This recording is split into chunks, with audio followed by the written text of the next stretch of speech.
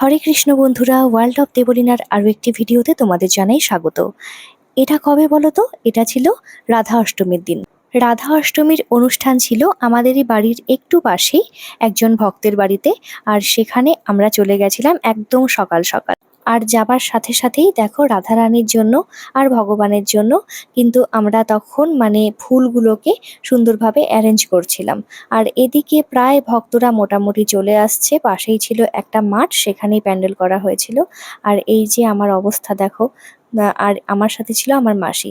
আর কিছুক্ষণ পরেই আমরা চলে গেছিলাম যেখানে আমরা জন্মাষ্টমী পালন করেছিলাম না, নলপুকুরে, ওই পরেশ প্রভুর বাড়িতে আমরা চলে গেছিলাম। কারণ দুই জায়গাতে প্রোগ্রাম থাকলে যা হয়, একবার এখানে আসছি একবার ওখানে যাচ্ছি, তো দুই জায়গাতেই আমরা এরকমভাবে ব্যালেন্স করেছিলাম।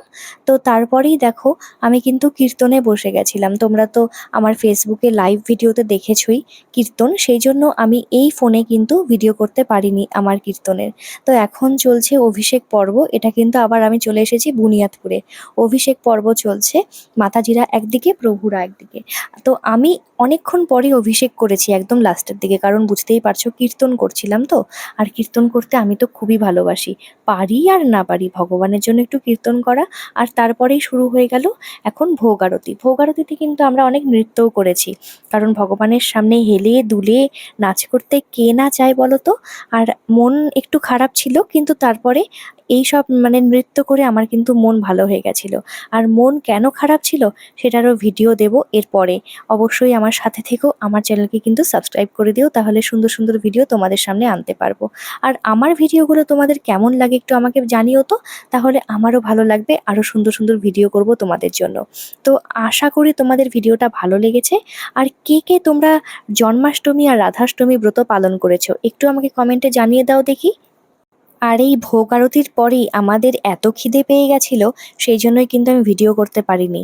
আমাদের প্রসাদের মধ্যে ছিল অন্ন, ছিল ডাল, ছিল করলা দিয়ে ডাল, করলা দিয়ে মটর ডাল ছিল, পনিরের সবজি ছিল, একটা মিশালি সবজি ছিল, চাটনি ছিল, আমড়ার চাটনি, তারপরে ছিল পায়েস, রসগোল্লা, ফল, কি না ছিল সত্যি।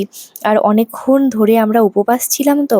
আর তারপরেই কিন্তু গুড়ের শরবত আমরা খেয়েছিলাম, চরণামৃত খেয়েছিলাম, তারপরেই আমরা অন্নপ্রসাদ খেয়েছি। তো আজকের মতো ভিডিওটা এতটুকুই, দেখা হচ্ছে অন্য কোনো ভিডিওতে। অবশ্যই আমার সাথে থেকো। আর এরপরের ভিডিওতে তুমি জানতে পারবে যে আমার মন কেন খারাপ ছিল। তাহলে আসছি, দেখা হচ্ছে অন্য কোনো ভিডিওতে। টাটা, হরে কৃষ্ণ।